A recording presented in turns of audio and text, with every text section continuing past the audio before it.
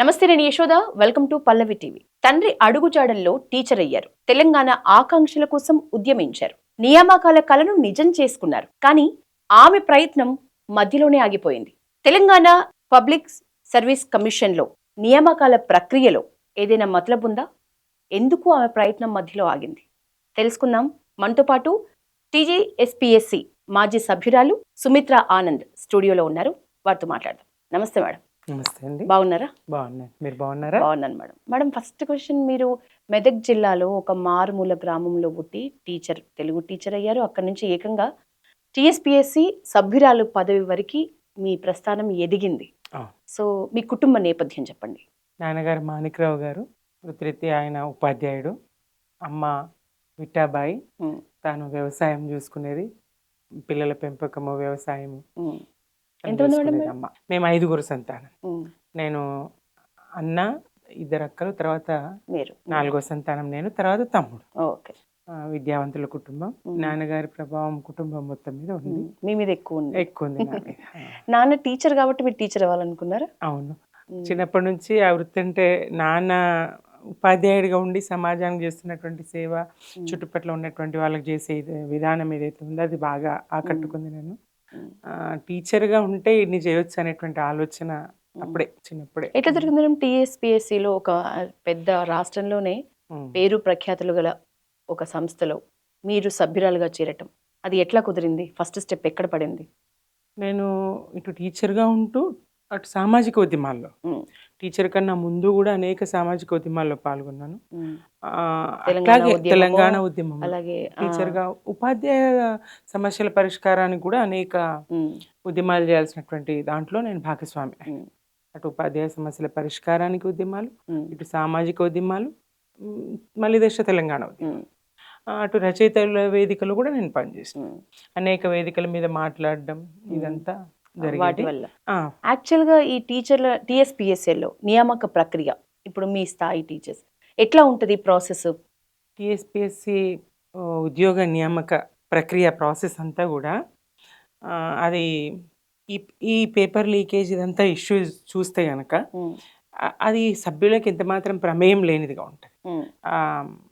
ఆ విభాగాన్ని పూర్తిగా చూసేవాళ్ళు వేరే అధికారులు ఉంటారు. దానికి సంబంధించి సభ్యులకు ఆ విభాగానికి కానీ, పేపర్ తయారీకి కానీ, పేపర్కి కానీ ఎలాంటి సంబంధం ఉండదు. కాన్ఫిడెన్షియల్ విభాగము ఒకే ఒక అధికారి పరిధిలో ఉంటుంది దానికి సంబంధించి. ఎందుకు మేడం మరి గత ప్రభుత్వంలో గ్రూప్ 1 పేపర్ లీక్ విషయంలో అసలు ఏం జరిగింది? లోపం ఎక్కడ జరిగింది? నిజానికి గ్రూప్ 1 పేపర్ లీక్ కారణమైన ప్రవీణ్ అనే వ్యక్తి మళ్ళీ ఇప్పుడు పోస్ట్లో ఉన్నాడు, కొనసాగుతున్నాడు.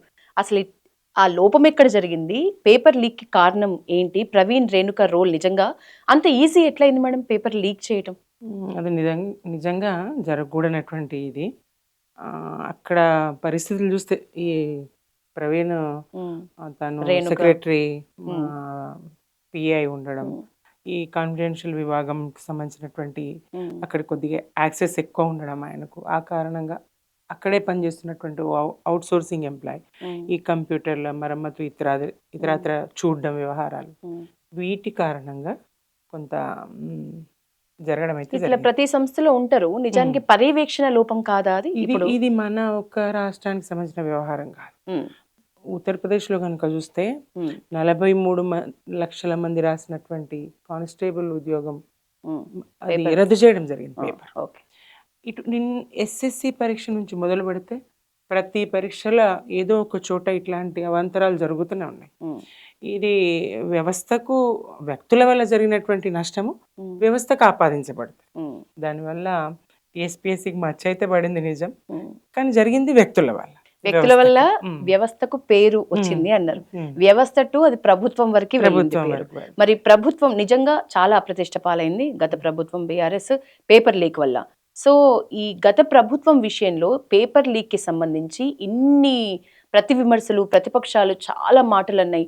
ఇవన్నీ మూటగట్టుకోవటం కూడా ఈ ఎఫెక్ట్, అంటే కొత్త ప్రభుత్వం రావడానికి, కాంగ్రెస్ గద్దెనెక్కడానికి, బీఆర్ఎస్ దిగటానికి కారణం అనుకోవచ్చా? ఇది వన్ ఆఫ్ ది రీజన్ అనుకోవచ్చా? ఖచ్చితంగా అనుకోవచ్చు. అది ఎన్నికల సంవత్సరమే కావడం, దీని వెనుక ప్రతిపక్షాలు ఉండడం, ఈ ఈ జరిగినటువంటి ఇష్యూ వెనుక ఖచ్చితంగా ప్రతిపక్షాల పాత్ర ఉన్నది, ప్రభుత్వ వ్యతిరేకుల పాత్ర ఉన్నది. కొన్ని సందర్భాలు చూస్తే ఎంత ఆశ్చర్యం అంటే తరగతి గదిని ఎంత పవిత్రమైనదిగా భావిస్తాం మనం. దేశ భవిష్యత్తు నిర్మాణం అక్కడ జరుగుతుందని అనుకుంటాం మనం. అక్కడ పాఠాలు చెప్పే వాళ్ళను దైవ సమానులుగా చూస్తాం. అటువంటిది ఆ దైవ సమానులైనటువంటి గురువులే ఆచార్య కోదండరామ్ సార్ లాంటి వాళ్ళు ఆచార్యులై ఉండి కూడా ఆయన అశోక్ నగర్ వెళ్ళి తరగతి గదుల్లో పిల్లలకు ప్రభుత్వ వ్యతిరేకతను నూరిపోసిండండి. 1,60,000 ఉద్యోగాలు ఇచ్చినప్పటికీ అది ఎంత మాత్రం చర్చ చేయకుండా, మరి 2 సంవత్సరాల కరోనా కష్టకాలం, కొత్త రాష్ట్రం, రాష్ట్రపతి ఉత్తర్వుల కోసం వేచి ఉన్న సందర్భం, ఇట్లాంటివేవి విద్యార్థులకు చెప్పకుండా ఉద్యోగ ప్రక్రియ సక్రమంగా కొనసాగకుండా కేసులు వేసేది వాళ్ళే, అడ్డుకునేది వాళ్ళే, రాలే ఉద్యోగాలు ఇదిగో మీకని పిల్లల్ని రెచ్చగొట్టేది వాళ్ళే. ఇదే రాహుల్ గాంధీ గారిని తీసుకొచ్చి అక్కడ ఛాయ్ తాగిపించింది కదండి. అశోక్ నగర్ విద్యార్థులతో పాటు కూర్చోబెట్టి మాట్లాడిచ్చిండ్రు కదా. మరి ఏమైంది? ఖాళీలున్న స్థాయిలో అవసరం అయినన్ని స్థాయిలో ఉద్యోగాల నియామకాల ప్రక్రియ మరి పూర్తయిందా మేడం? ఉద్యోగ నియామక ప్రక్రియ అనేది ఎప్పుడు పూర్తి కాదండి. ఏ ప్రభుత్వం వచ్చినా ఎప్పుడు కూడా నిరంతరం ఖాళీలు ఏర్పడుతూనే ఉంటాయి, కొత్త ఉద్యోగ నియామక ప్రక్రియ కొనసాగుతూనే ఉంటుంది. ఇది ఒక నిరంతర ప్రక్రియ. ఒక దగ్గర ఎండ్ అవ్వడము, పూర్తవడము, సంతృప్తికరం కావడము, ఇంటికి ఒక ఉద్యోగం రావడం అనేది ఎప్పుడు జరగని పని. అయినప్పటికీ విశేషంగా ఉద్యోగాలు ఒక టీఎస్పీఎస్సీ పరిధిలోనే అనేక ఉద్యోగాలు, ఇతరత్ర ఇంకా విభాగాలు, ఉద్యోగ నియామక ప్రక్రియలు చేపట్టేటువంటి పోలీస్ విభాగము, ఇతర వాళ్ళు స్వతంత్రంగా చేసుకునేటువంటి వాటి ద్వారా అటు పోలీస్ డిపార్ట్మెంట్లో అయితే, ఇటు మెడికల్ డిపార్ట్మెంట్లో, ఇటు ఇంజనీరింగ్ డిపార్ట్మెంట్లో, ఇటు ఎలక్ట్రిసిటీలో, ఒక్క రంగంలో కాదు అన్ని రంగాల్లో 1,60,000కు పైచిలుకు ప్రభుత్వ ఉద్యోగాలను బీఆర్ఎస్ ప్రభుత్వం ఇచ్చుకోగలిగింది. ఒక్క దురదృష్టం ఏంటంటే ఈ నియామక ప్రక్రియ అంతా కూడా సిస్టమ్ ద్వారా, వ్యవస్థ ద్వారా కొనసాగింది. దీనికి సంబంధించి ప్రభుత్వం ఎలాంటి ప్రచారం చేసుకోవాలి. గురుకులాల్లో నియామకమైన, టీచర్ల నియామకమైన, ఏదైనా ప్రతిపక్షాలు ఒకటే మాట, ఒక ఉద్యోగమైనా ఇచ్చారా అని. ఎంత సత్య దూరం! ఒక ఉద్యోగమైనా ఇచ్చారా అనే మాటకు 1,60,000 ఉద్యోగాలు ఇచ్చినటువంటి దానికి అసలు ఏమన్నా పోలిక పొంతన ఉంటుందా? ఇట్లా వాళ్ళు దుష్ప్రచారం చేయడం. వెంటనే ప్రభుత్వం మారగానే ఇదివరకు జరిగినటువంటి నియామక పరీక్షలు ఇతర అన్నీ పూర్తి చేసుకొని సిద్ధంగా ఉన్న వాటికి జస్ట్ కేవలం ఏదైతే ఇది ఉందో ఆ పత్రాలు, నియామక పత్రాలు సీఎం గారు చేతుల మీదకి ఇస్తారు. రేవంత్ రెడ్డి గారు స్వయంగా తన చేతుల మీదుగా ఇస్తూ ప్రచారం చేసుకుంటారు. గత 10 సంవత్సరాలలో ఒక మంత్రి గారు కానీ, సీఎం గారు కానీ ఇట్లా ఎప్పుడైనా చేసిండ్రా? ఈ ప్రచారం ఎప్పుడైనా చేసిండ్రా? ఇట్లా ఫుల్ పేజ్ యాడ్లు ఎప్పుడైనా ఇచ్చిండ్రా? నియామక ప్రక్రియకు సంబంధించి ఎలాంటి హంగు, ఆర్భాటము, ప్రచారము లేకుండా గతంలో జరిగింది. గత ప్రభుత్వంతో పోలిస్తే ఎగ్జామ్స్ నిర్వహణ మాత్రం రేవంత్ రెడ్డి సర్కార్ ప్రస్తుత గవర్నమెంట్లోనే వెంటనే ఎగ్జామ్స్ నిర్వహించడం, వెంటనే ఫలితాల్ని ప్రకటించడం జరుగుతోంది. బీఆర్ఎస్ ప్రభుత్వంతో పోలిస్తే అనే ఒక గట్టి వాదన ఉంది. ఏం చెప్తారు మీరు? లేదు, ఇప్పుడు కూడా అనేక అవాంతరాలు రకరకాలుగా ఆస్పిరెంట్స్ నుంచి, పరీక్ష రాసినటువంటి వాళ్ళ నుంచి అభ్యంతరాలు వ్యక్తం అవుతా ఉన్నాయి. ఒక సెంటర్కి నిన్న వచ్చినాయి ఉద్యోగాలు, ఒక సెంటర్కి ఇట్లా ఉన్నాయి అని చెప్పేసి అవకతవకలు జరిగినాయి అనేటువంటి ఇదైతే ఉంది. ఇప్పుడేం స్వచ్ఛంగా కొనసాగుతుంది అని చెప్పడానికైతే లేదు. అప్పుడు కుట్రపూరితంగా వీళ్ళు ఎన్నికల సంవత్సరం కావడం, కుట్రపూరితంగా వీళ్ళు వ్యవహరించడం, ఇట్లాంటి కారణాలు ప్రక్షాళన పేరుతో 1 సంవత్సర కాలంలో 2023 డిసెంబర్ నుంచి 2024 డిసెంబర్ మధ్య కాలంలో ఏడాదిలో 2 లక్షల ఉద్యోగాలు నేను భర్తీ చేస్తాను, ఈ కమిషన్ కనుక తప్పుకుంటే వీళ్ళు రాజీనామా చేస్తే అని డిమాండ్ ముందట పెట్టిన కారణంగా మేము తప్పుకొని, ఎందుకంటే మా ఉద్యోగాలు మాకు ముఖ్యం కాదు. ఇక్కడ రేవంత్ రెడ్డి గారు చెప్పారు స్పష్టంగా, మీరు తప్పుకుంటే 2 లక్షల ఉద్యోగాలు ఇస్తామన్నారు. తెలంగాణ నిరుద్యోగ యువతకు ఏడాది కాలంలోనే, ఎందుకంటే అంతకాలం తీసుకుంటే 1,60,000 ఉద్యోగాలు ఇవ్వగలిగినాం కదా, మరి ఏడాది కాలంలోనే 2 లక్షల ఉద్యోగాలు ఇస్తా అంటున్నాడు. చాలా గొప్ప విషయం. మరి తెలంగాణ నిరుద్యోగులకు మేలు జరుగుతుంది, ఏ రకంగా ఇస్తాడో ఇయ్యని మరి అని లక్షల్లో నేను ఉద్యోగాలు తప్పుకోవడం. ఇచ్చినప్పుడు బీఆర్ఎస్ ప్రభుత్వంతో పాటే టీచర్లందరూ కూడా ఉండాలి. మరి ఎందుకు ఓడిపోయింది అంటే చాలా స్వల్ప తేడాతో ఓడిపోయింది బీఆర్ఎస్, చాలా స్వల్ప తేడాతో గద్దెనెక్కింది కాంగ్రెస్. సో ఎక్కడ అంటే టీచర్స్ అందరు నిజానికి మరి ఇంత మంచి చేసిండ్రు అన్న ఒపీనియన్ మీలో ఉన్నప్పుడు బీఆర్ఎస్ ఓటమికి కూడా టీచర్స్ ఒక రకంగా కారణమే అనే ప్రతివాదన కూడా ఉంది. దానికి ఏం చెప్తారు? కర్ణుని చావుకు అన్నట్టుగా అది ఒక కారణం కర్ణుడి కావచ్చు, చావుకి 100 కారణాల 100 కారణాలు అన్నట్టు అది ఒక కారణం కావచ్చు. సరే, ఎంత బాగా పెట్టినా కొంత కాలానికి అసంతృప్తి. 10 సంవత్సరాలు 2 దఫాల పాలన జరిగింది. కొంత అసంతృప్తి, ఎంత బాగా చేసినా ఇంకా చేస్తే బాగుండనేటువంటి ఆశ సహజంగా ఉంటుంది. మరి ఫస్ట్కు జీతాలు అందలేదనే కారణమే అనుకుంటా ప్రధానంగా. కరోనా కష్టకాలం తర్వాత, పెద్ద నోట్ల రద్దు తర్వాత కొంత ఆర్థిక సంక్షోభం అయితే ఉన్నది. రాష్ట్రంలో పెట్టుకున్నటువంటి పనులు పెద్దవి, చేస్తున్నటువంటి సంక్షేమం పెద్దది. మరి ఆ సమయంలో కొంత ఆలస్యం, 1వ తారీఖు నాడు జీతాలు ఇచ్చుకోలేని పరిస్థితి ఉండవచ్చు. అట్లాంటి సందర్భంగా కొంత నిరాశ అయితే కలగొచ్చు, కలగలేదని నేను అనను. అదే కారణం, ఓటమికి అదే కారణం అని అయితే నేను అనుకోను. ఎందుకంటే కేసీఆర్ గారు ఎన్నికలకు ముందు ఉద్యోగుల శక్తి సామర్థ్యాలని గుర్తించిండ్రు, ఎన్నికల తర్వాత కూడా ఉద్యోగుల పాత్ర ఎట్లాంటిదో గుర్తించిండ్రు. దేశంలో ఎక్కడా లేని విధంగా మనం స్కేల్స్ ఇచ్చుకుందాం, ఇది మనది సంపన్న రాష్ట్రం, వనరులు ఉన్నాయి, సంపద సృష్టించుకుందాం మనం, సంపద పెంచుకుందాం మనం అని చెప్పేసి ఉద్యోగులను పాత్ర ఉన్నది తెలంగాణ సాధనలో. టీఎస్పీఎస్సీ కమిషన్ లో మొత్తం కొత్త సభ్యులు, ఇప్పుడు కొత్త ప్రభుత్వము కొత్త సభ్యుల్లాగా కొత్తగా కనిపిస్తోంది. ఎందుకు మేడం అంటే పాత సభ్యులు మీరు కూడా ఇప్పుడు ఎగ్జాంపుల్ తీసుకుంటే 6 ఏళ్ల పదవీ కాలం ఉన్నప్పటికీ కూడా మీరు ఎందుకు మధ్యలోనే రిజైన్ చేసినారు? నేను ఇంతకుముందే చెప్పిన, రేవంత్ రెడ్డి గారు ఒక మాట చెప్పిండ్రు, డిసెంబర్ 9, 2023 నుంచి డిసెంబర్ 9, 2024 మధ్యకాలంలో, సంవత్సర కాలంలో నేను 2 లక్షల ఉద్యోగాలు ఇవ్వబోతున్నాను. ఈ కమిషన్ వల్ల పేపర్ లీక్ అయింది, ఇదే ఇబ్బంది అయింది, వీళ్ళు తప్పుకుంటే నేను ఈ పని మొదలు పెడతా అని నిరుద్యోగులకు చెప్పిండు ఆయన స్పష్టంగా. మేము తప్పుకోకపోతే ఆయన ఇప్పటికీ ఆయన స్వయంగా చేసిన ఈ 10-12 వేల ఉద్యోగాలు కూడా ఉన్నాయని నేను అనుకోను. అంతకుముందు మేము ఇచ్చినటువంటి నోటిఫికేషన్లు, నిర్వహించినటువంటి పరీక్షలు అట్లాంటి వాటినే కొన్ని భర్తీ చేసిండు తప్ప కొత్తగా వాళ్ళు నోటిఫికేషన్స్ ఇచ్చి చేసిన ఏమీ లేవు. 2 లక్షల ఉద్యోగాలు ఇస్తామని చెప్తున్న సందర్భంలో మేము తప్పుకోకపోతే నిరుద్యోగులు మా మీద ఆగ్రహించే అవకాశం ఒకటి ఉంది. వాళ్ళు ఆగ్రహించకున్నా వాళ్ళు విషయాన్ని అర్థం చేసుకున్నా. మీలా ఎంతమంది ఆలోచించినారు మీరు తప్పుకుంటేనే కొత్త వాళ్ళకి నియామకాలు వస్తాయని?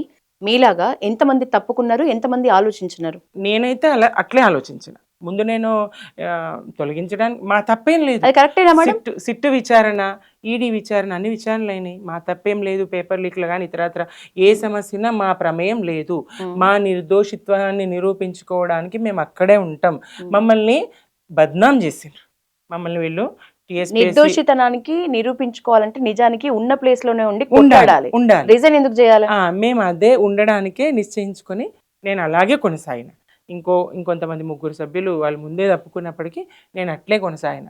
కానీ రేవంత్ రెడ్డి గారి నుంచి ఇదే డిమాండ్, ఈ కమిషన్ పూర్తిగా తప్పుకుంటేనే నేను నియామక ప్రక్రియ మొదలు పెడతా అనేటువంటి ఒకటే మాట ఆయన. మీరు తప్పుకున్నందుకు ఇప్పుడు మీకు నిజంగా సార్థకత ఉంది అనిపిస్తుందా? ఎక్కడండి, ఎక్కడ? మా ఉద్యోగాలు పోతే పోయినాయి, తెలంగాణ నిరుద్యోగులకు మరి 2 లక్షల ఉద్యోగాలు రాబోతున్నాయి. సరే పోనీలే అని చెప్పేసి మేము 10 సంవత్సరాలు ఉపాధ్యాయ సర్వీస్ను వదులుకొని వచ్చినాం. ఇదొక 3.5 సంవత్సరాలు వదులుకుంటా. నేను తెలంగాణ కోసం కొట్లాడిన దాన్ని, ఉద్యమం చేసిన దాన్ని, ఉద్యోగాన్ని కూడా పోతుంది అనుకున్నా బెంగపడని దాన్ని, భయపడని దాన్ని, ఉద్యోగాన్ని వదులుకోవడానికి సిద్ధపడి ఉద్యమంలో పనిచేసిన దాన్ని, ఇంకా ఈ ఉద్యోగం ఒక లెక్కన? తెలంగాణ నిరుద్యోగులకు మేలు జరగాలి, న్యాయం జరగాలి, రావాలి ఉద్యోగాలు అనే ఆలోచనతోనే తప్పుకోవడం జరిగింది. కానీ ఎక్కడ ఎంత మాత్రం మరి ఈ విషయంలో నిరుద్యోగులు ఆలోచించాలి. పాపం వాళ్ళకు అన్యాయం జరుగుతూ ఉంది. ఎలాంటి నియామక ప్రక్రియలు అయితే ముందుకు సాగిన ఇదైతే కనపడతలేదు. 2 లక్షలు అన్న దగ్గర 20,000 కూడా ఆయన ఇవ్వలేకపోయింది స్వయంగా. కొత్త కమిషన్ ఎట్లా ఉంది మేడం ఇప్పుడు కాంగ్రెస్ ప్రభుత్వంలో? అది కామెంట్ చేయకూడ నీ వ్యవహారం. కమిషన్ ప్రభుత్వాన్ని ఏదైనా అంటే ప్రభుత్వము వాళ్ళకు కమిషన్ పరిధిలోకి తీసుకెళ్ళి ఖాళీలు చూపించి భర్తీ చేయమని వాళ్ళకు చెప్పడమే తప్ప కమిషన్ ప్రత్యేకించి కమిషన్ ప్రమేయము కమిషన్ పనితీరు చర్చించదగ్గ విషయం అయితే కాదు. టీఎస్పీఎస్సీకి సంబంధించి చాలా మంది సభ్యులతో నేను ఇంటర్వ్యూ చేసినప్పుడు ఒక మాట ఎక్కువగా విన్న మాట ఏంటంటే ప్రభుత్వం జోక్యం ఎక్కువగా ఉంటుంది, మా వైపు నుంచి టీఎస్పీఎస్సీ మీ కూర్పు ఏదైతే ఉందో మీరు తీసుకునే నిర్ణయాలని ప్రభుత్వం ముందు కానీ ప్రభుత్వ పెద్దల ముందు కానీ సీఎం స్థాయి వ్యక్తుల ముందు కానీ సందర్భం వచ్చినప్పుడు మీరు విన్నవించుకుంటే వాటిని లెక్క చేయని పరిస్థితి ఉంది కాబట్టే మేము కోరుకున్న విధంగా ఏది చేయలేకపోయినాం అనే మాట స్వయంగా సభ్యులే చెప్పినారు. దీనికి ఏం చెప్తారు? నేను ఏదైతే ఏకీభవించనండి. ఈ విషయంలో నేను ఏకీభవించను. ఏదైనా ప్రక్రియ మందకొడిగా సాగింది, ఏదైనా ప్రక్రియ మధ్యలో ఆగింది అంటే ఇలాంటి ప్రతిపక్షాలు ప్రభుత్వానికి కాళ్ళల్లో కట్టెలు పెట్టి ప్రగతిని ఆపుతారంటాడు చూడండి. ప్రభుత్వాన్ని బద్నాం చేయాలని, ప్రభుత్వాన్ని పలచన చేయాలని నిరుద్యోగుల్లో అని, తమ గోతికాడి నక్కల్లాగా అవకాశాన్ని అందిపుచ్చుకోవాలని చూస్తున్నటువంటి ఈ ప్రతిపక్షాలు ఏవైతే ఉన్నాయో కొంతమంది అభ్యర్థుల ద్వారా కోర్టుకు పంపించి ఆపే ప్రయత్నమే, కోర్టులను అడ్డుపెట్టుకొని ఆపే ప్రయత్నమే తప్ప నేరుగా గత ప్రభుత్వం నుంచి మాకు అడ్డంకులు వచ్చినాయని నేను అనుకోను. పైపెచ్చు కమిషన్ పనితీరు మీదనే, మీరు కోర్టుల మీద వదిలిపెట్టి ఊరుకోవద్దు, పనితీరు వేగవంతం చేయాలి, పని జరగాలి, ఎన్ని నోటిఫికేషన్లు ఇచ్చినామో ఎన్ని పరీక్షలు పెట్టినామని కాదు, ఎన్ని ఉద్యోగాలు ఇచ్చినామో చెప్పగలగాలి మనము అని నాటి ముఖ్యమంత్రి కేసీఆర్ గారు అనడం నేను ప్రత్యక్షంగా మేము ఆయన అంటే యాజ్ ఏ కమిషన్గా మేము ఎప్పుడు వెళ్ళిన సందర్భం కానీ అట్లా ఉండదు, లేదు. సభ్యులుగా మేమైతే అటు ప్రభుత్వం తరపున మేము ఎప్పుడు మీటింగ్లు కానీ అది కానీ జరగదు. ఒకటి రెండు ఇష్యూలు చైర్మన్ సెక్రటరీనో పిలిచి మాట్లాడినరేమో కానీ సభ్యులుగా మాకైతే అట్లాంటిది ఏముండదు. ప్రభుత్వం ఇంకా నాటి ముఖ్యమంత్రి గారైతే నిరాశను వ్యక్తపరిచినట్టు, అంటే పనితీరు అసంతృప్తిని వ్యక్తపరిచినట్టుగా తెలిసింది నాకైతే. మీ టీచర్స్ యూనియన్స్, టీచర్లు అంటే నిజానికి విద్యార్థుల్ని భావి భారత పౌరులుగా తీర్చిదిద్దే నిజంగా దైవ సమానులు. మీలో ఒక ఏ వ్యక్తికైనా ఎంతటి అధికారికైనా చెప్పగలిగేటట్టు చేయగలిగేటట్టు టీచర్స్ పాత్ర అనేది ఉంటుంది. మీరు ఐక్యంగా ఉంటే మీకెందుకు మేడం ఇన్ని గ్రూపులు? టీఎస్పీఎస్సీ రిలేటెడ్ ఉపశాఖలుగా టీచర్స్కి సంబంధించి చాలా యూనియన్లు ఉంటాయి. ఎందుకని అన్ని యూనియన్లు ఒక్క గొడుగు కింద ఉంటే నిజానికి ఐకమత్యమే బలం అన్నట్లుగా మీ వాయిస్ కూడా చక్కగా గట్టిగా వస్తుంది, ఒకటే వాయిస్ వస్తుంది, దానికి బలం ఉంటుంది కదా. నిజమే. ఇటు టీచర్స్లో అనే కాదు, ఎక్కడ చూసినా విద్యార్థి సంఘాలైనా ఉద్యోగ సంఘాలైనా రకరకాలుగా విభజనలు అన్నీ సమాజంలో. అది ఏ సంఘమైనా ఒకప్పుడు ఒక్క సంఘంగా ఉన్నది. ప్రపంచ కార్మికులారా ఏకంగా అని పిలిపించేటువంటి వామపక్ష సంఘాలు కూడా సంఘాలుగా విడిపోయినటువంటి సందర్భాలను చూసినాం. టీచర్స్గా దురదృష్టం అనను కానీ విచారకర పరిణామం. కులాల వారీగా లేదా తెగల వారీగా రకరకాలుగా సంఘాలుగా భావజాలంతో సంఘాలుగా విడిపోవడం వేరు. భావజాలంతో సంఘాలుగా విడిపోవడం వేరు. రాను రాను ఈ ఉపాధ్యాయ సంఘాల్లో కూడా రకరకాలుగా ఎప్పుడైతే టెక్నాలజీ సైన్స్ పెరిగితే అంతంత విచ్ఛిన్నమవుతూ వస్తున్నాయి.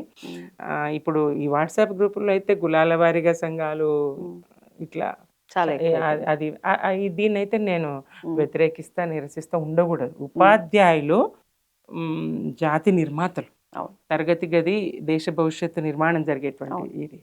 ఉపాధ్యాయులుగా అయితే కులాల వారిగానో మరో రకంగానో సంఘాలుగా ఉండకూడదు, భావజాల పరంగా ఉండాలి. అయినప్పటికీ మతాలకు అతీతమైనది లౌకిక రాజ్యం అనేది, మతాలకు అతీతంగా ఉండాల్సినటువంటి అవసరం అయితే ఉన్నది. కొంత ఆలోచిస్తారు అని అయితే ఆశ అయితే ఉంది.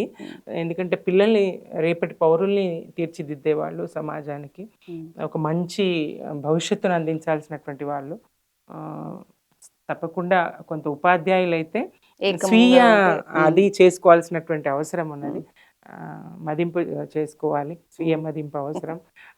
సంఘాలుగా మేమెట్టిపోతున్నాం, రేపు భవిష్యత్తు ఎట్లా ఉండాలి, విద్యా వ్యవస్థను ఎట్లా రూపుదిద్దుకోవాలి చేయాలి, ప్రభుత్వ సహకారం ఎంత ఉన్నా లేకున్నా తాముగా రేపటి సమాజాన్ని ఎట్లా తయారు చేయాలి. సమాజంలో విలువలు పతనమవుతున్నాయి, అనేటువంటి చర్చ అందరం చేస్తాం. అవును. ఆ విలువల ఇది పెంచడానికి మనం ఏం చేద్దాం అనేటువంటి ఆలోచన అయితే చేయాలి. చేయాలి. ఇందాక కామెంట్ చేయనన్నారు ప్రస్తుత కమిషన్ గురించి. అయినప్పటికీ కూడా డిఫరెన్స్ ఉందా చెప్పండి మీ మాటల్లో. బీఆర్ఎస్ గవర్నమెంట్ లో ఉన్నప్పుడు టీఎస్పీఎస్సీ కమిషన్ కి, ఇప్పుడు కాంగ్రెస్ గవర్నమెంట్ లో ఉన్న ఇలాగ అది కొత్త కమిషన్ లాగే కనిపిస్తుంది. కొత్త సభ్యులే ఉంటున్నారు, ఎక్కువ శాతం మంది, దాదాపు అందరూ లేని పరిస్థితి, పాత వాళ్ళందరూ. కొత్త కమిషన్. సో రెండిటి మధ్యలో డిఫరెన్స్ చెప్పమంటే ఏం చెప్తారు మీరు? పాత కమిషన్ కొత్త కమిషన్ అయితే చైర్మన్ గారికి స్వల్పకాలం, ఒకటి చెప్పన్నా, రాజ్యాంగబద్ధమైన సంస్థల మీద ఇట్లా ప్రభుత్వ ప్రమేయం. ఇప్పుడు మేము దిగిపోయే వరకు వీళ్ళు పోతేనే మేము కొత్త ఉద్యోగాలు ఇస్తాం, వీళ్ళు పోతేనే మేము నోటిఫికేషన్లు ఇస్తాం, వీళ్ళు అడ్డంకి అని రేవంత్ సర్కార్ రాగానే లేకుండా ప్రభుత్వ ప్రమేయం లేదు. ఎంత శాతం నేను చెప్పిన కదా, ఎంత ఒక్కసారి కూడా మేము కలిసిన సందర్భమే లేదు. సభ్యులుగా మేము ఎప్పుడు కలిసిన సందర్భమే లేదు. రేవంత్ రెడ్డి గారు ముఖ్యమంత్రి అయిన తర్వాతనే మమ్మల్ని పిలుచుకున్నారు. ఇంకా అప్పటిదాకా ఒక్కసారి కూడా మేము వెళ్ళి కలిసింది లేదు. ఎప్పుడైతే అట్లా ప్రమేయం ఉంటుందో ఇంకెవరైనా కొంత వెనుక ముందయ్యే అవకాశం ఉంటుంది. 6 సంవత్సరాలు కొనసాగాల్సినటువంటి కమిషను, రాజ్యాంగబద్ధమైనటువంటి కమిషను ఇట్లా నిందల పాలు చేసి పక్కన పెట్టేస్తే ఇక్కడ జరగంది ఎక్కడ, లోపాలు జరగంది ఎక్కడ? మరి వ్యవస్థలు తప్పుకుంటున్నాయా? రాజీనామాలు చేస్తున్నారా వాళ్ళు? ప్రమేయం ఉన్నదని తేలిన చోటనే లేదు. ఎలాంటి ప్రమేయం లేని చోట మరి నిరుద్యోగులను ఉసిగొల్పి వీళ్ళు తప్పుకుంటే మేము నియామక ప్రక్రియ మొదలు పెడతామని చెప్పినప్పుడు మేము తప్పుకోకుండా ఉంటే బాగుండదు కదా. మీ కారణంగానే ఆగిపోయినాయి అని నిరుద్యోగులు భావించకూడదు కదా. ఓకే, ధర్మం ప్రకారం మీరు తప్పుకుంటేనే కరెక్ట్ అని అనిపించింది, మీరు తప్పుకున్నారు అనుకుందాం. కానీ తెలంగాణ వచ్చి దాదాపు 10 ఏళ్ళు నిండిపోయింది, 11వ సంవత్సరం కూడా నిండగా వస్తోంది. కానీ ఇప్పటికీ కూడా నిరుద్యోగులందరూ అసంతృప్తిగానే ఉన్నారు. మరి సింహభాగం అంతా పాలించింది గత ప్రభుత్వమే. ఈ ప్రభుత్వం వచ్చి కేవలం 16 నెలలు మాత్రమే. సో మరి ఎక్కడ జరిగిందన్నది లోపం? ఇంకా ఎందుకు నిరుద్యోగుల్లో ఇప్పటికీ తీవ్రమైన అసంతృప్తి? ఏ సంఘాన్ని తీసినా, ఏ యూనియన్ని తీసినా విపరీతమైన అసంతృప్తి. లెక్కల్లో చూస్తే 16 నెలలు ఈ ప్రభుత్వంది అయితే 10 సంవత్సరాలు గత ప్రభుత్వంది. ఎక్కడ ఏమని చెప్పాలి మరి? మీ క్వశ్చన్లో ఒక క్లారిటీ లేదు. ఏంటంటే ఏ సంఘాలుగా చూసినా అంటే ఇటు విద్యార్థులు, నిరుద్యోగులు కాదు సంఘాలు, ఉద్యోగ సంఘాలు అంటున్నారు. అవును, ఉద్యోగ సంఘాల విషయానికి వస్తే ఇది నిరంతరం కొనసాగుతూనే ఉంటుంది. ఎందుకంటే వాళ్ళ డిమాండ్లు ఉంటాయి, అడుగుతూ ఉంటారు. దాదాపుగా దేశంలో ఎక్కడా లేని విధంగా 73% ఫిట్మెంట్ ఇచ్చి, ఒక దేశంలో ఎక్కడ లేనటువంటి వేతనాలను ఇచ్చి, ఇంకా ఆయన కేసీఆర్ గారి ఆలోచన, నాటి ముఖ్యమంత్రి గారి ఆలోచన ఏంటంటే రిటైర్మెంట్, పదవీ విరమణ నాడే వాళ్ళకు రావాల్సినటువంటి బెనిఫిట్స్, రిటైర్మెంట్ బెనిఫిట్స్ చేతిలో పెట్టి గౌరవంగా ఇంటి దగ్గర దింపి రావాలి. పదవి విరమణ పొందినటువంటి ఉద్యోగి ప్రభుత్వ కార్యాలయాల చుట్టూ తిరగకూడదు, ప్రభుత్వం గౌరవించాలి. ఒక 30-40 సంవత్సరాల పదవీ కాలం వాళ్ళు పనిచేసి ఉన్నారు, సేవలు అందించి ఉన్నారు ప్రభుత్వానికి, వాళ్ళను గౌరవంగా ఇంటి దగ్గర మనమే దించాలి అనేటువంటి ఆలోచన ఆయన వ్యక్తం చేసి ఉండే. ఆ దిశలో పనులు జరిగినుండే. గౌరవప్రదమైన వేతనాలు ఇచ్చిండ్రు.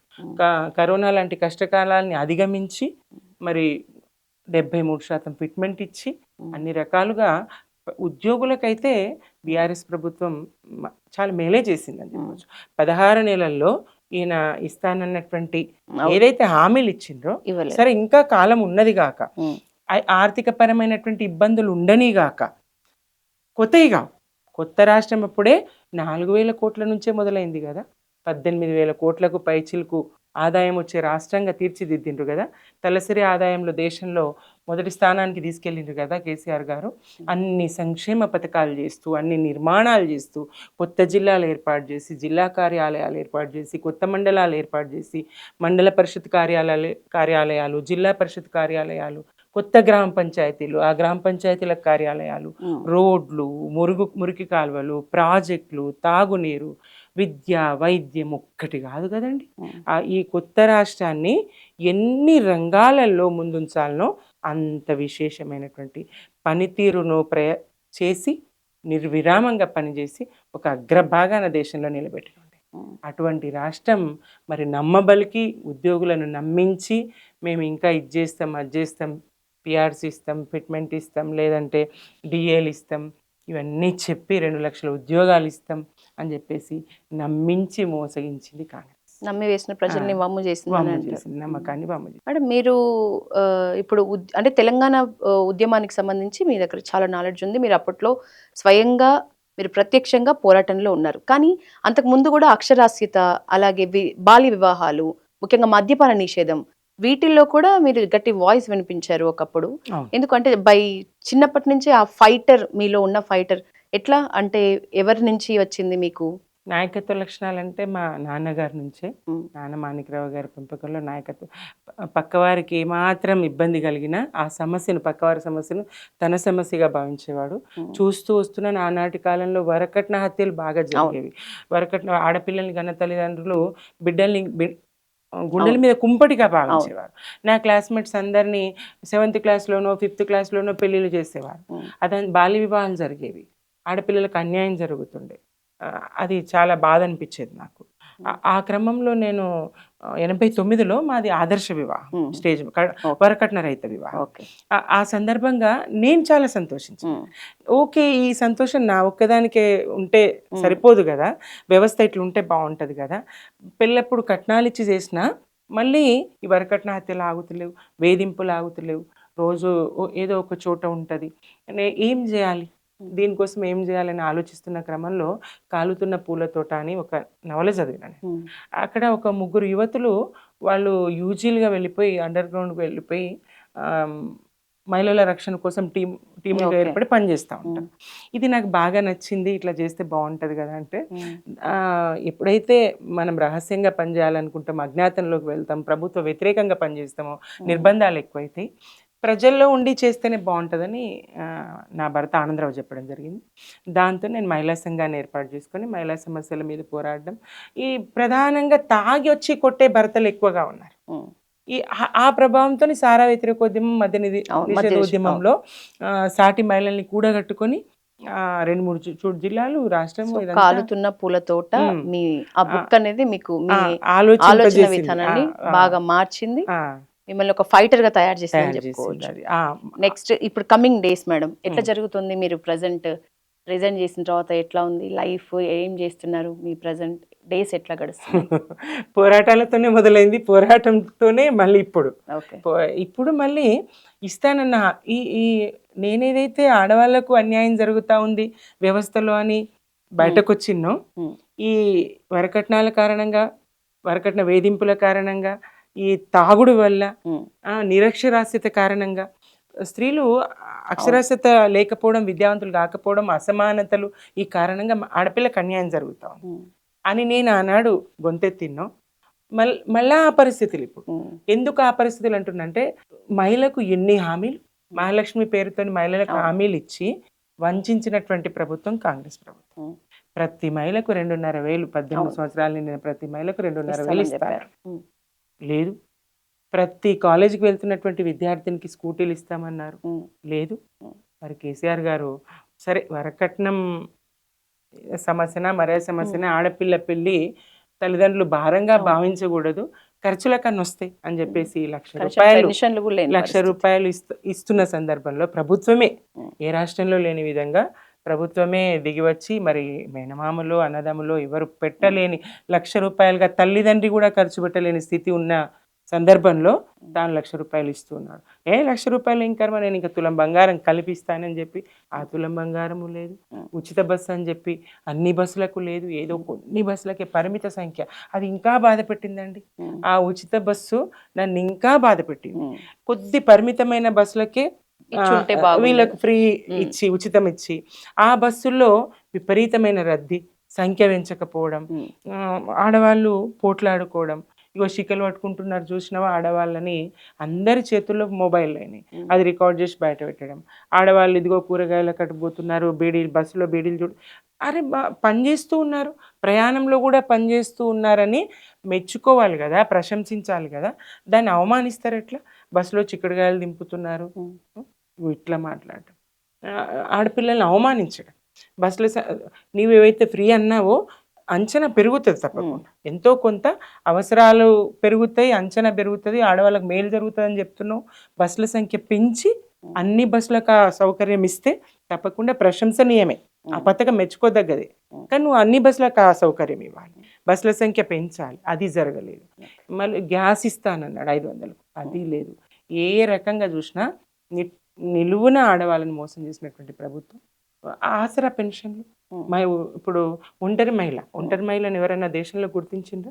సమాజంలో మహిళ ఒంటరిగా బతకడం ఒక పెద్ద అది ఇబ్బందికరమైనటువంటి సందర్భం. గౌరవం ఉండదు, మీ నుంచి వేధింపులు ఉంటాయి, అదొక సవాల్. ఒంటరి మహిళ సమాజంలో మనుగడ ఒక సవాల్. అటువంటి స్థితిలో ఒంటరి మహిళను కూడా గుర్తించి కేసీఆర్ గారు 2000 ఇచ్చారు. మరి ఇవన్నీ పెంచి బీడీ కార్మికులు కొన్ని జిల్లాలో, నిజామాబాద్, కరీంనగర్ ఇట్లాంటి జిల్లాలో బీడీ పరిశ్రమ బాగుంటుంది. కేవలం బీడీ పరిశ్రమ మీదనే ఆధారపడి బతికేటువంటి మహిళలు చాలామంది ఉంటారు. ఆ పరిశ్రమలు మూతపడుతున్నాయి, మినీ సిగరెట్లు ఇతరాత్ర వచ్చి. మరి వాళ్ళకు ఉపాధి లేకుండా పోతుంది, వేరే పనులు లేవు. అటువంటి సందర్భంలో వాళ్ళు ఒక 500, 1000 రూపాయల బీడీలు చుట్టగలిగినా వాళ్ళకు 2000 తనిచ్చి. మీరు అన్న మార్పులన్నీ బీఆర్ఎస్ ప్రభుత్వం మళ్ళీ వస్తే మారుతాయి అంటారా పరిస్థితులు? తప్పకుండా. ప్రతిదీ గర్భిణీ స్త్రీ కాడ నుంచి మొదలు పెడితే పెళ్లి అమ్మాయి కాడ నుంచి, స్కూల్లో టీచర్గా నేను ఉండి చూసిన, నా చేతులతో నేను పిల్లలకి ఇచ్చిన హైజిన్ కిట్లు ఇచ్చిండండి. ఒక ఆడపిల్ల స్కూల్కు రావడానికి ఎన్ని అవసరాలు ఉంటాయో, శానిటరీ నాప్కిన్స్ కాడ నుంచి మొదలు పెడితే బొట్టు బిళ్ళ కాడ నుంచి అమ్మాయికి సబ్బు, షాంపూ, దువ్వెన, అద్దము, బొట్టు బిళ్ళలు, ఎన్ని అవసరాలు, రిబ్బన్లు అన్ని ఇచ్చి ఆడపిల్ల క్షేమంగా స్కూల్కు రావడానికి అన్ని ప్రయత్నాలు తను చేసిండు. అవన్నీ ఆగిపోయినాయి. అటు గర్భిణీ స్త్రీలకు ఇచ్చేటువంటి కేసీఆర్ కిట్ కానీ, ఆ కిట్ కానీ ఏది లేదు. బాలింతలకు ఇచ్చే కిట్ కానీ ఏమీ లేదు. పిల్లల్ని పుట్టగానే ఏదో పాత గుడ్డల్లో చుట్టే పరిస్థితి ఉంటుండే, వాటి వల్ల ఇన్ఫెక్షన్స్ వస్తుండే. అందరి ఇళ్లలో అంత హైజీన్ మెయింటైన్ చేసే పరిస్థితి ఉండదు, పేదరికం ఉంటుంది. మరి అంత ఇదిగా చూసి మాతా శిశు మరణాలు తగ్గించి ప్రభుత్వ ఆసుపత్రుల్లో ప్రసవం జరిగేటట్టుగా స్త్రీ సంక్షేమానికి కేసీఆర్ ప్రభుత్వం చేసినంత ఎవరూ చేయలేరు. నేను అధ్యయనం చేసిన, నేను చూసిన. ఎందుకంటే నేను మొదటి నుంచి పెళ్ళికి ముందు నుంచి పెళ్ళైన కాడ నుంచి ఒక స్త్రీవాద కోణంలోనే చూస్తున్నా. నేను ఒక స్త్రీవాదిగానే ఆలోచిస్తున్నా. స్త్రీకి మేలు జరగాలి, ఆడపిల్లకు మేలు జరగాలన్న ఆలోచనతోనే బయటకు వచ్చింది. ప్రతి స్త్రీవాద కోణంలోనే ఆలోచించే మీకు అంతిమ లక్ష్యం లేకపోతే ఒక దీర్ఘకాలిక లక్ష్యం ఉందా అంటే ఏం చెప్తారు? తప్పకుండా ఉంది. నేను ఈ రాజకీయాల్లోకి రాకముందు చాలా రకాలుగా మహిళా సంఘం పెట్టుకున్నాను, మీకు చెప్పాను. చాలా రకాలుగా ప్రయత్నించి చూసిన. కొన్ని సమస్యల పరిష్కారం మహిళా సంఘంగా చేయలేకపోయినా, దీనికి కొంత రాజకీయ అండ ఉంటే నేను అనుకున్నది సాధించగలుగుతానేమో అనేటువంటి ఆలోచన ఉండేది. ఆ క్రమంలో భాగంగానే నేను అప్పుడు రాజకీయాల్లోకి వచ్చిన. ఉపాధ్యాయురాల కన్నా ముందు నేను రాజకీయ జీవితంలో ఉన్నా. నాటి తెలుగుదేశంలో నేను కొనసాగిన. అదే ఆలోచనతో నేను ముందుకు స్త్రీలకి అంటే తెలుగుదేశం పార్టీ గురించి ఏం చెప్తారు? ఆనాటి ప్రభుత్వంలో, ఆనాటి పరిస్థితుల్లో ఎన్టీ రామారావు గారు బెస్ట్.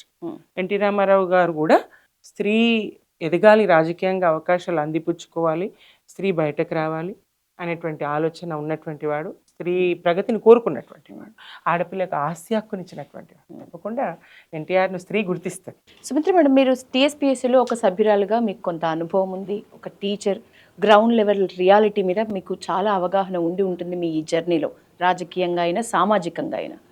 మన ప్రస్తుత సీఎం రేవంత్ రెడ్డి ఎన్నో హామీలు ఇస్తామని అధికారంలోకి వచ్చాక నిన్న కాక మొన్న సభలో నన్ను కోసుకున్న రూపాయి రాదు అనే ఒక క్యాప్షన్తో ఒక వర్డ్ అనటం నిజంగా రాష్ట్ర వ్యాప్తంగా తీవ్ర చర్చనీయాంశమైంది. నిజంగా ఆ వర్డ్ అనేది ఎవరు ఎక్స్పెక్ట్ చేయలేరు, ముఖ్యంగా ఉద్యోగులు. నన్ను కోసుకున్న రూపాయి రాదు, రూపాయి లేదని దానికి ప్రతిఫలంగా సమ్మెలు, యూనియన్లందరూ, ఆర్టీసీ అయినా ఉపాధ్యాయ సంఘాలు సమ్మెలకు రెడీ అవుతున్న పరిస్థితి. వీటి మీద మీ కామెంట్స్ ఏంటి? ఖండించదగ్గ అంశం. ముఖ్యమంత్రి గారి మాటలు ఏవైతే ఉన్నాయో తీవ్రంగా ఖండించదగ్గ. ఒక పూర్వ ఉపాధ్యాయ సంఘ బాధ్యురాలిగా, ఇప్పుడు పెన్షనర్గా నేను చెప్తా ఉన్నాను, నన్ను కోసుకొని తింటారా అని ప్రశ్నించడం ఉద్యోగులు. రాక్షసులు లెక్క కనబడుతున్నారు ఉద్యోగులు. ఇది ఎక్కడి ప్రశ్న, ఇది ఎక్కడి మాట? ఎన్ని హామీలు ఇచ్చిన ఉద్యోగులకు నువ్వు, హామీలు నెరవేర్చకపోగా ఎన్ని ద్వంద్వ వైఖరి, 2 నాలుకల ధోరణి, అపవుడతలేదు, నన్ను ఎవరు నమ్ముతలేరు అని. మరి ఏం చెప్పదలుచుకున్నావు అసలు? ఎంత కుట్రపూరితంగా నువ్వు మాట్లాడుతున్నావు రేవంత్ రెడ్డి గారు. తెలంగాణ సోయితోనున్నది. ఉద్యోగులు కూడా నిన్ను నమ్మొచ్చు. నిన్ను నమ్మి నీకు ఓటేయచ్చు, ఇంకా నిన్ను నమ్ముతారనేటువంటి భ్రమలో మాత్రం ఉండొద్దు. ఈ మాటలతో ఉద్యోగులకు స్పష్టమైంది. అసెంబ్లీ సాక్షిగా నువ్వు ఇదివరకు నువ్వు ఏదైతే లెక్కలు చెప్పినావో 1,60,000 కోట్ల అప్పు తెచ్చినా అని అసెంబ్లీలోనే చెప్పినావు. ఏది ఇక్కడ మరి ఉద్యోగులకు అనగానే ఎందుకు అప్పు పుట్టదు? ఇప్పుడు అందాల పోటీలు నిర్వహించబోతా ఉన్నావు, ఏవి మరి ఆ సందర్భంగా నువ్వు ఖర్చు పెట్టబోతా ఉన్నావు. 200 కోట్ల పైచిలకు ఖర్చు ఉన్నదని చెప్తా ఉన్నావు. ఉద్యోగులకు అనగానే మాత్రం ఎందుకు అప్పు పుట్టదు? మరి ఇందులో కూడా వీళ్ళు ఇచ్చినటువంటి డిమాండ్లలో కూడా ఉద్యోగులు ఇచ్చినటువంటి డిమాండ్లలో నగదుతో పని లేనటువంటి ఆర్థిక కానటువంటి అనేక డిమాండ్లు ఉన్నాయి. ఆర్థికపరమైనటువంటి అవసరం లేనటువంటి అనేక డిమాండ్లు, డబ్బుతో పని లేనటువంటి అనేక డిమాండ్లు ఉన్నాయి. అలాంటి డిమాండ్లన్నా నువ్వు కూర్చుండి చర్చించి వాళ్ళతో మాట్లాడుతాడు. కంచెలు బద్దలు కొట్టినా, గోడలు బద్దలు కొట్టినా అని చెప్పి నువ్వు ఎక్కడ మాట్లాడినావు? ఇవేనా ఉద్యోగులతో మాట్లాడాల్సిన మాటలు? చేతులెత్తేసిన పరిస్థితేనా మేడం? ఇది చేతులెత్తేయడం అందామా, లేదా ఉద్యోగులను ప్రజల నుంచి దూరం చేయడం అందామా? ఏదైతే 2% కదా మీరు ఆఫ్టర్లు, 98% ప్రజలు కదా అని చెప్పి ఆ 98% ప్రజల్ని తన వెనుక నడుస్తారనేటువంటి భ్రమణ. ఎందుకంటే నువ్వు ఇచ్చినటువంటి 6 గ్యారంటీలు, అనేక హామీలు, అన్నదాతను ఆగం పట్టించినావు, విద్యార్థులను ఆగం పట్టించినావు, నిరుద్యోగులను ఆగం పట్టించినావు. యావత్తు తెలంగాణ పాలన పడకేసి అన్ని రంగాల్లో విఫలమై పాలన చేతగానితనం స్పష్టమవుతున్న సందర్భంలో నువ్వు ఇట్లా మాట్లాడి మరి ఉద్యోగులను ప్రజలను వేరు చేసి లబ్ధి పొందాలనుకుంటున్నావా? ప్రజల్ని నీ వెనుక నిలబడతారు ప్రజలని అనుకుంటున్నావా? అట్లా అనుకుంటే మాత్రం రేవంత్ రెడ్డి గారిది భ్రమనే. ఉద్యోగులను వేరు చేసి ఉద్యోగులను తప్పుబట్టి ప్రజలను అన్నాడు కదా మేడం. అంటే ప్రభుత్వంలో ఉద్యోగులు ఒక భాగమే, మీరు కలిస్తేనే ప్రభుత్వం, మీరు ప్రజల్ని ఇబ్బంది పెట్టేలాగా మీరు బిహేవ్ చేయొద్దనే మాటలు కూడా అన్నారు కదా. ఇట్లా ప్రజల్ని ఉద్యోగులు ఇబ్బంది పెట్టిన వాళ్ళు అవుతారు. ప్రజలకి ఏదైనా మేలు జరుగుతోంది, పాలన ఫలాలు ప్రజలకు సమ్మె చేస్తే ఇబ్బందే కదా మేడం. మరి బస్సుల సంఖ్య పెంచక ఆ విపరీతమైనటువంటి అందులో రష్, ప్రయాణికుల సంఖ్య మితిమీరిన సంఖ్యతోని వాళ్ళు ఎంత ఇబ్బంది పడుతూ ఉన్నారు, దాడులకు గురవుతూ ఉన్నారు. మరి అట్లాంటి సందర్భంలో వాళ్ళు ఏం కోరికలో చర్చ చేయొచ్చు కదా. వాళ్ళు సమ్మె అంటారు, వీళ్ళు చర్చలు అంటారు, మళ్ళీ సమ్మె అంటారు, మళ్ళీ చర్చలు. ఇవి రిపీట్ మనం గత ప్రభుత్వంలో కూడా ఇవి విన్న పరిస్థితి. ఉపాధ్యాయులు కూడా సమ్మెకు, ధర్నాలకు పిలుపునిచ్చినారు. సో ఉపాధ్యాయుల్ని ఆలోచించమని రేవంత్ రెడ్డి నుంచి ఒక స్పష్టమైన ప్రకటన వచ్చింది. ఆలోచించాల్సిన అవసరం లేదంటారా ఉపాధ్యాయులకి? ఈ మాటలు చెప్పి ఆలోచించమనడం ఎంతవరకు సమంజసం? ఇట్లా నన్ను గోసుకొని తింటారా అని ఆలోచించమంటే నువ్వు ఈ మాటలు మాట్లాడకుండా చెప్పుల దొంగలాగా చూస్తూ ఉన్నారు. ఢిల్లీకి పోతే ఎక్కడొక రూపాయి పుడతలేదు అన్నోనివి 1,60,000 కోట్ల అప్పు ఎట్లా తీసుకురాగలిగినావు? ఒక్క రూపాయి పుడతలేదన్నోనివి నీ 1,60,000 ఎంతండి 16 నెలల కాలంలో 1,60,000 రూపాయల అప్పు తేగలిగినావు. కేసీఆర్ గారి ప్రభుత్వము 10 ఏళ్లలో 4 లక్షల కోట్ల అప్పు తెస్తే నీవేంది 16 నెలల్లోనే 1,60,000. ఎంత తేడా! ఇంత అప్పు నువ్వు తీసుకురాగలిగినోడివి. ఈ నిర్మాణం చేస్తాం, ఆ నిర్మాణం చేస్తా అని చెప్పినోడివి. మరి ఉద్యోగులకు ఎందుకు చేయలేవు? వాళ్ళు 30-40 సంవత్సరాలు పనిచేసి పదవి విరమణ పొంది వాళ్ళు దాచుకున్నటువంటి పైకం వాళ్ళకి ఇమ్మంటే ఏం బాధ? 10 నెలలుగా ఒక్కొక్కరు ఆత్మహత్యలు చేసుకునే పరిస్థితి, అనారోగ్యం పాలవుతారు, పెళ్ళిళ్ళు చేస్తారు, ఇల్లు కట్టుకోవాలనుకుంటారు, అప్పులు తీర్చుకోవాలనుకుంటారు, ఇంత వస్తుందని లెక్కలు ఉంటాయి. మరి అది వాళ్ళకి ఇవ్వకుండా మీనమేషాలు లెక్క పెట్టుకుంటా, నువ్వు వాయిదాలు వేసుకుంటా, నుంచి తెచ్చి ఇది రెండోసారి చెప్పడం అట్లా లేవు. ఇవ్వలేకపో 800 కోట్లు 8,000 కోట్లు ఇవ్వలేకపోతున్నాను, అప్పుడు 10,000 కోట్లు ఇవ్వలేకపోతున్నాను. ఇప్పుడు మీ టూర్లకు ఉంటాయి, మీ విదేశీ పర్యటనలకు ఉంటాయి. మీరు ముఖ్యమంత్రి గారు నేను ఎకానమీలో పోతున్నాను అబద్ధాలు చెప్పి ప్రత్యేక విమానాలు వేసుకొని 45 సార్లు ఢిల్లీ చుట్టూ చక్కర్లు కొట్టడానికి ఉంటాయి, విదేశీ పర్యటనలకు ఉంటాయి, రకరకాల వాటికి డబ్బులు ఉంటాయి. ఇటు ఉద్యోగులకు వచ్చేసరికి ఎందుకు రూపాయి పుట్టదు? మీరు ప్రజలతో పాటు ఉద్యోగులు కూడా ఓటు వేస్తేనే వచ్చింది కాంగ్రెస్ ప్రభుత్వం. ఇప్పుడు మీరు సమ్మెలు, ధర్నాలు అని చేయటంతో గత ప్రభుత్వం, అంతకు ముందు ప్రభుత్వాల్లో కూడా ధర్నాలు, సమ్మెలు రెగ్యులర్గా జరిగిన పరిస్థితి. కానీ వాటితో వచ్చిన మార్పు శాతం ఎంత? నిజంగా ఇప్పుడు ఉపాధ్యాయులు ధర్నాలు చేసిన, ఆర్టీసీ యూనియన్లు ధర్నాలు చేసిన, చర్చోపచర్చల తర్వాత కూడా ధర్నాలే మీ డెసిషన్ అని తీసుకున్నా నిజంగా మార్పు సాధ్యమవుతుందా, మార్పు వస్తుందా? తప్పకుండా 73% ఫిట్నెస్ ఎట్లా అందుకోగలిగినాం? ఇన్ని ప్రయోజనాలు ప్రభుత్వం నుంచి పొందాలనో అన్ని పొందలేమా? మేము మాట ఉద్యోగులుగా ఒక మాట అడిగినామో లేదా ప్రభుత్వమే గుర్తించి తీర్చిన సందర్భాలు ఉన్నాయి. కొన్ని గొంతెమ్మ కోరికలని చెప్పిన సందర్భాలు ఉన్నాయి. ఈ ప్రభుత్వంలో ఎక్కడిది చర్చ లేదు, ఏకంగా నిందలే, ఉద్యోగుల్ని ప్రజల్ని వేరు చేసేటువంటి కుట్రనే. అట్లాంటి కుట్ర తెలంగాణ ఉద్యోగులు, తెలంగాణ ప్రజలు అందరూ అర్థం చేసుకుంటారు. ఇది సమంజసం కాదు. ఆడుతున్నటువంటి అబద్ధాలకు పొంతనలేని అబద్ధాలని. నిన్నో మాటని అసెంబ్లీ సాక్షిగా తెచ్చినా అని చెప్తివి, ఇప్పుడేమో పుట్టదని చెప్తివి, ₹1 పుడతలేదని చెప్తివి, కోసుకొని తింటారా అని పడుతుంది. ఏ పథకం ఆపమంటావు అంటే ప్రజల పథకాలని ఆపి ఉద్యోగులు అడుగుతారనేనా? ప్రజల పథకాలు ఉద్యోగులు ఎప్పుడూ ఆపమని అడగరు. సంక్షేమ పథకాలు ఆపమన, ఉచిత విద్యుత్ ఆపన్నా, డీజిల్ ధర, పెట్రోల్ ధర పెంచమంటారా? ఇగో ఇట్లా ఆయన మాట్లాడతారు. 24 గంటల కరెంట్ ఆపమంటారా? ఇట్లా ఆయన మాట్లాడతారు. ఇది ఎంతవరకు సమంజసం? ప్రజల్లో అంటే ఇవి ఏదో ప్రజలకు ఉచితాలు ఇస్తున్నా నష్టపోతున్నాను ఉద్యోగులకు చెప్పడం, ఉద్యోగుల కారణంగా మీకు ఇవి తొలగించాల్సి వస్తే సుమాని వీళ్ళకి చెప్పడం, ఒకరిని బూచిగా చూపించి ఇంకొకరిని బెదిరిస్తూ ఎంతకాలం బతుకుతావు రేవంత్ రెడ్డి గారు? ఎంతకాలం ఆ గద్దె మీద కూర్చోగలుగుతావు? నీకున్నటువంటి అవకాశాన్ని సద్వినియోగం చేసుకో, సంపదను పెంచే ప్రయత్నం చేయి.